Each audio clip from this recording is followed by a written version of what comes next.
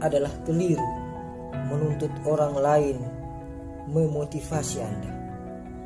Tak seorang pun bertanggung jawab atas timbul tenggelamnya motivasi itu di dalam diri Anda, melainkan Anda sendiri. Pidato pemimpin yang menggebu-gebu, program pelatihan yang menggairahkan, atau pernyataan visi yang penuh kalimat indah, semua itu hanya usaha menutup pintu motivasi diri Anda. Bila Anda tak berkenan membukanya, gedoran sekeras apapun tak akan berguna, karena Anda bertanggung jawab atas perjalanan karir dan hidup Anda. Maka bangunlah, bangunkan diri Anda sendiri. Anda pun tak bertanggung jawab pada naik turunnya motivasi orang lain, karena Anda tak selalu tahu apa harapan mereka. Motivasi selalu bertalian dengan harapan. Sediakan tempat bagi mereka untuk memenuhi harapan bersama antara Anda dan mereka. Kemudian bekerjalah bahu-membahu untuk mewujudkannya. Motivasi selalu muncul dari kegembiraan, sedangkan kegembiraan ditemukan dalam kerja bersama.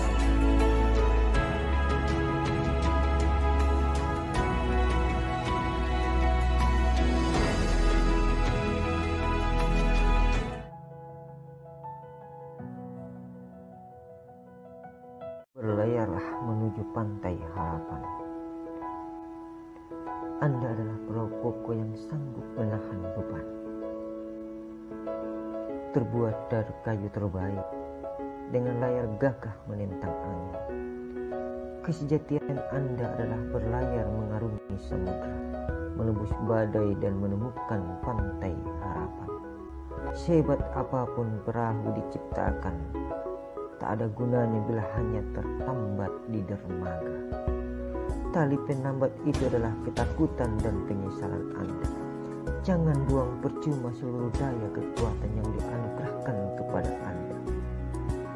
Jangan biarkan masa lalu melambat Anda di situ. Lepaskan diri Anda dari ketakutan dan penyesalan. Berlayarlah, bekerjalah.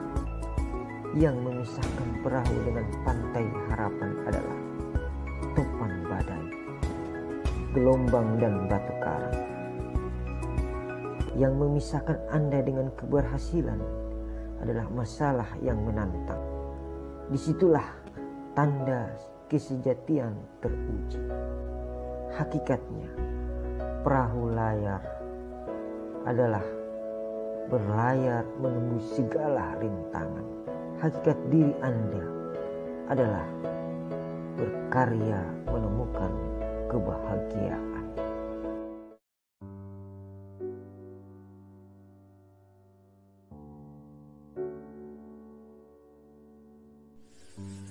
Bila Anda memandang diri Anda kecil, dunia akan tampak sempit, dan tindakan Anda pun jadi kerdil.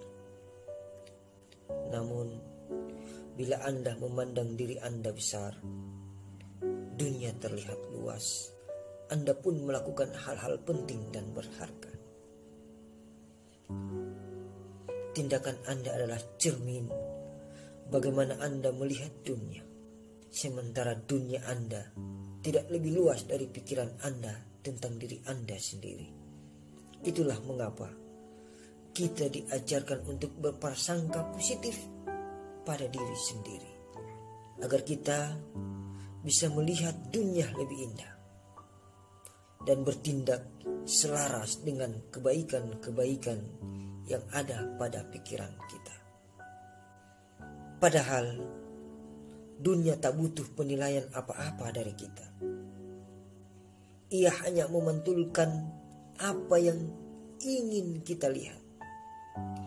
Ia menggemakan apa yang kita ingin dengar. Bila kita takut menghadapi dunia, sesungguhnya kita takut menghadapi diri kita sendiri. Maka bukan soal apakah kita berprasangka positif atau negatif terhadap diri sendiri. Melampaui di atas itu, kita perlu jujur melihat diri kita sendiri apa adanya. Dan dunia pun menampakkan realitanya yang selama ini tersembunyi di balik penilaian kita.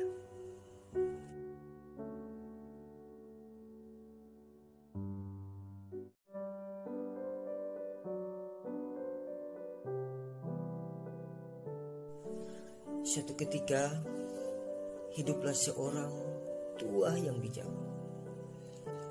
Pada suatu pagi, datanglah seorang anak muda yang sedang dirundung banyak masalah. Langkahnya gontai dan air mukanya yang ruwet.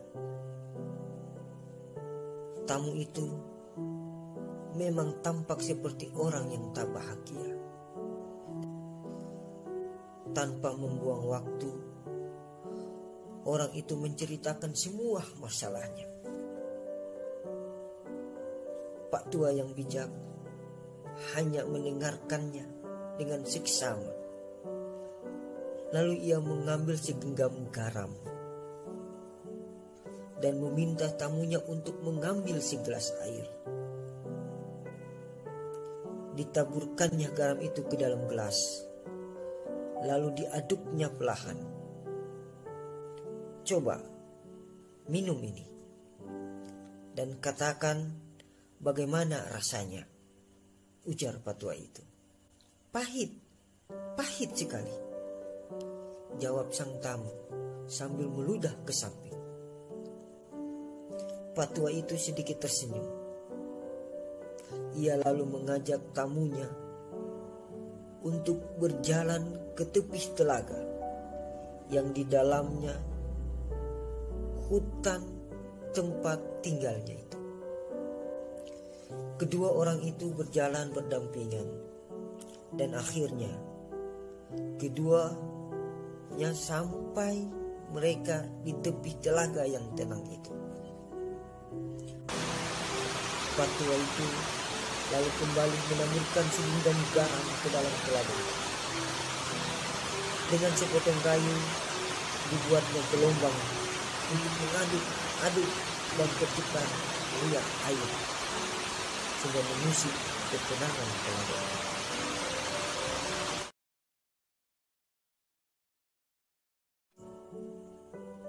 Coba ambil air itu yang berada di telaga itu dan minumlah. Saat tamu itu selesai meneguk air itu, petua itu berkata lagi, "Bagaimana rasanya?" "Segar," sahut tamunya. "Apakah kamu merasakan garamnya di dalam air itu?" tanya petua lagi. "Tidak," jawab si anak. Dengan bijak, petua itu menepuk-nepuk punggung si anak muda. Ia lalu mengajak duduk berhadapan, bersimpu di samping telaga itu. "Anak muda, dengarlah. Pahitnya kehidupan adalah layaknya segenggam garam. Tak lebih dan tak kurang. Jumlah dan rasa pahit itu adalah sama dan memang akan tetap sama. Tapi kepahitan yang kita rasakan akan sangat tergantung dari wajah yang kita miliki. Kepahitan itu akan didasarkan dari perasaan tempat kita meletakkan segalanya. Itu semua akan tergantung pada hati kita. Jadi, saat kamu merasakan kepahitan dan kegagalan dalam hidup, hanya ada satu hal yang bisa kamu lakukan. Lampangkanlah dadamu menerima semuanya. Luaskanlah hatimu untuk menampung setiap kepahitan itu. Petua itu lalu kembali memberikan nasihat. Hatimu adalah wadah itu. Perasaanmu adalah tempat itu. Kalbumu adalah tempat kamu menampung segalanya. terjadi, jangan jadikan hatimu itu seperti gelas. Buat laksana telaga yang mampu meredam setiap kepahitan itu dan merubahnya menjadi kesegaran dan kebahagiaan. Keduanya lalu beranjak pulang. Mereka sama-sama belajar hari itu juga. Dan Pak Tua, si orang bijak itu, kembali menyimpan segenggam garam untuk anak muda yang lain yang sering datang padanya membawa keresahan jiwa.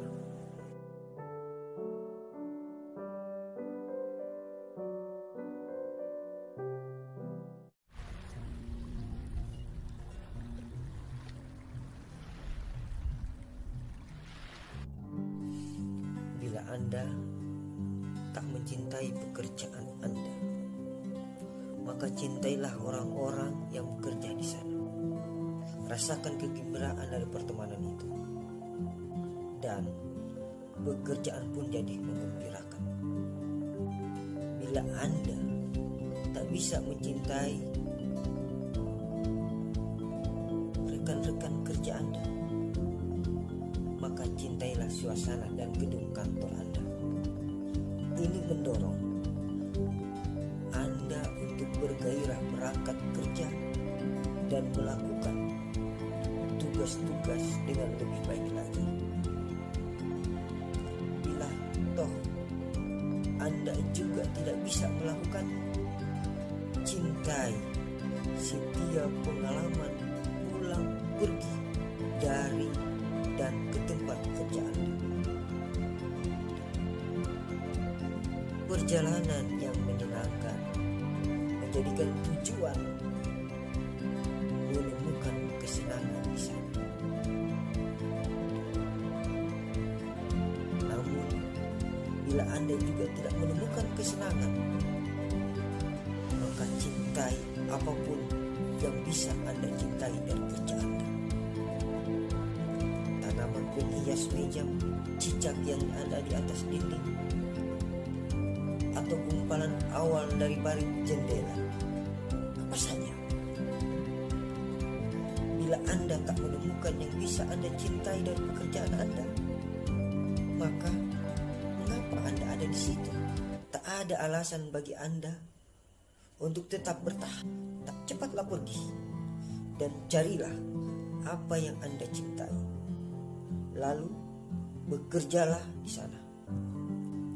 Hidup hanya sekali. Tak ada yang lebih indah selain melakukan dengan rasa cinta yang tulus.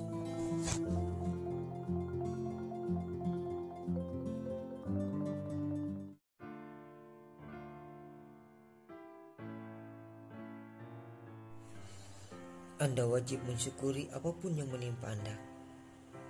Ini bukan masalah keberuntungan.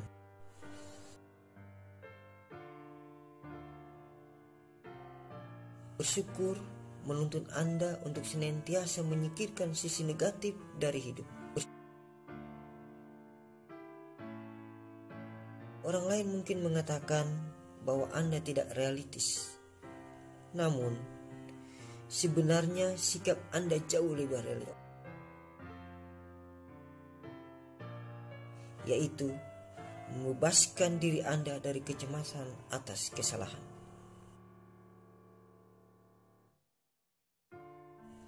Bersyukur mendorong Anda untuk bergerak maju dengan penuh antusias.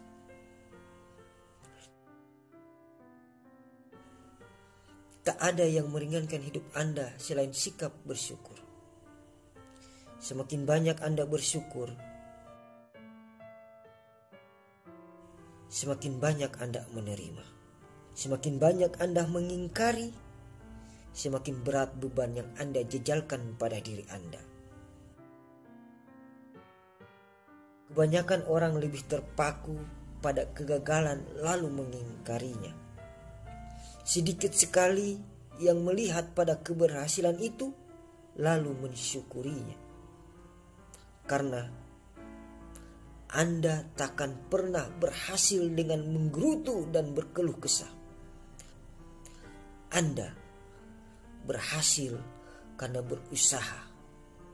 Sedangkan usaha Anda lakukan karena Anda melihat sisi positif. Hanya dengan bersyukur, maka sisi positif itu tampak di pandangan Anda.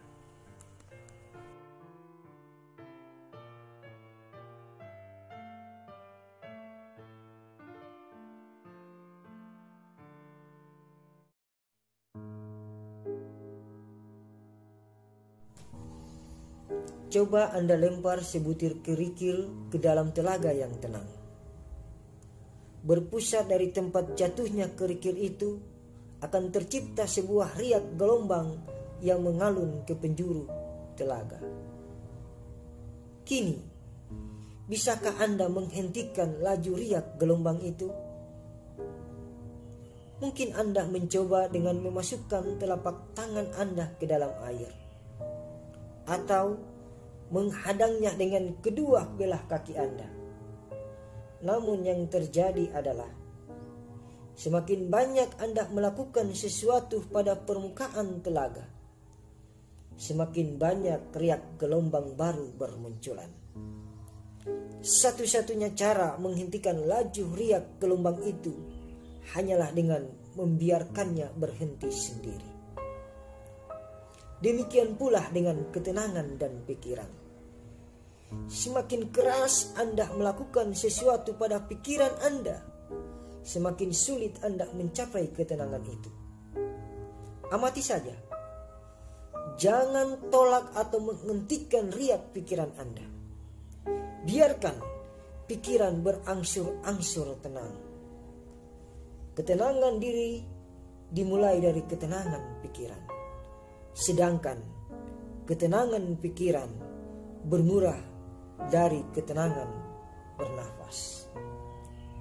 Dalam nafas yang tenang, temukan jiwa yang tenang.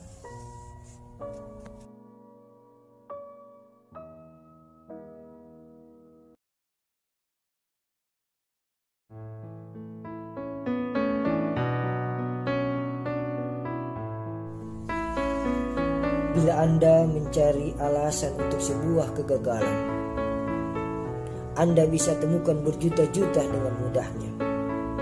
Namun, alasan tetaplah alasan.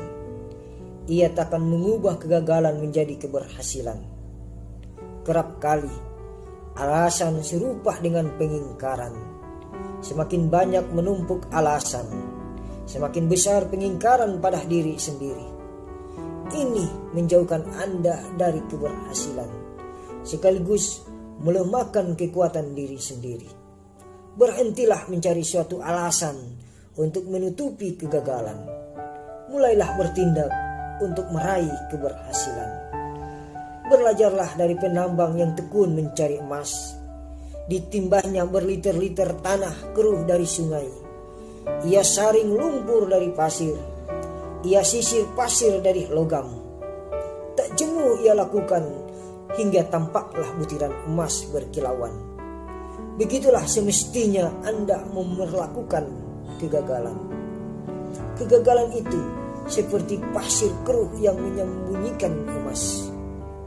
Bila Anda terus berusaha, tekun mencari perbaikan di celah-celah kerumitan, serta berani menyingkirkan alasan-alasan, maka Anda akan menemukan cahaya kesempatan. Hanya mencari alasan sama saja dengan membuang pasir dan semua emas yang ada di dalamnya.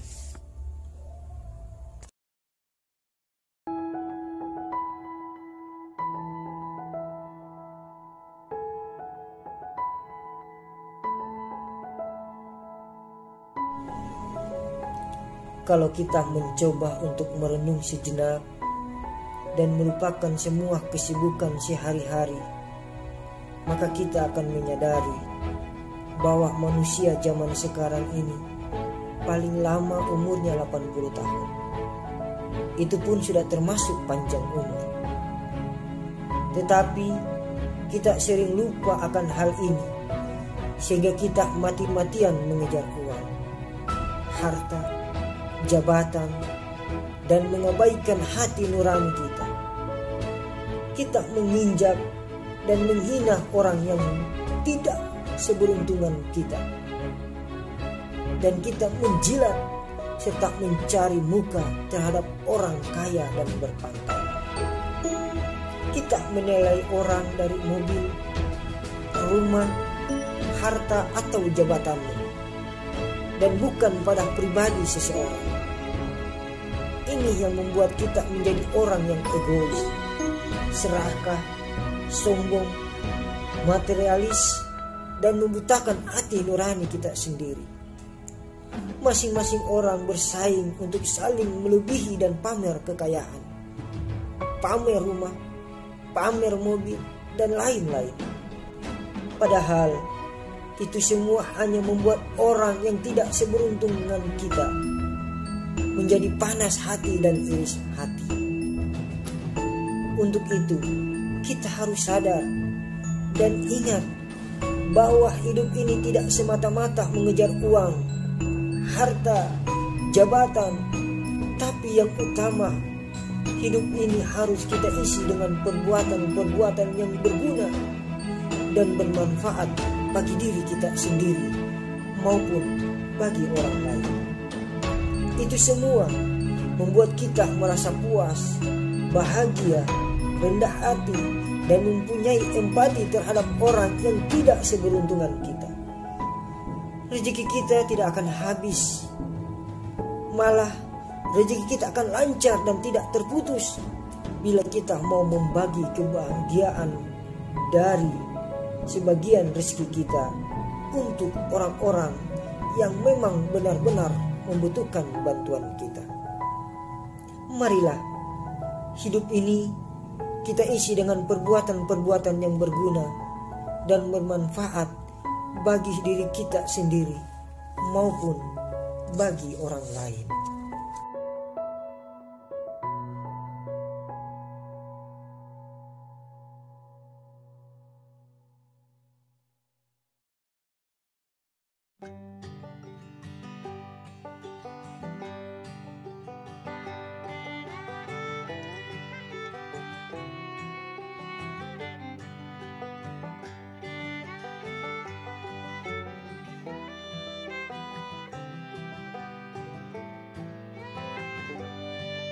Kenanglah kedua orang tua Anda.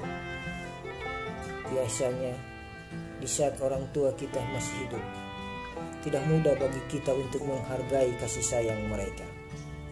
Padahal mereka menebar cinta mereka dalam setiap desah nafas, gerak bibir, dan ayunan langkah mereka. Tak ada yang mereka pikirkan begitu penting selain keluarga mereka, anak cucu mereka, penerus keberlangsungan karya mereka di dunia ini. Bahkan dalam amarah, kekecewaan, dan kesedihan, mereka selimuti dengan kasih sayang. Bagi kita, ini mungkin nasihat tua yang sudah selalu sering terdengar, namun tak pernah usang, karena orang tua selalu dilahirkan zaman. Mengenang orang tua sebenarnya mengenang keberadaan diri kita sendiri. Kita terlahir dari buah kasih sayang. Kita tumbuh dalam naungan kasih sayang. Kita pun ditinggalkan dengan lambaian kasih sayang. Memang tak ada yang terlambat. Namun sebelum hati terdalam Anda menyesal, kasihilah orang tua Anda. Bagi mereka, balasan ini jauh lebih berharga dari apapun yang pernah mereka peroleh. Bagi mereka, itulah bekal sebaik-baiknya untuk menikmati usia senja mereka.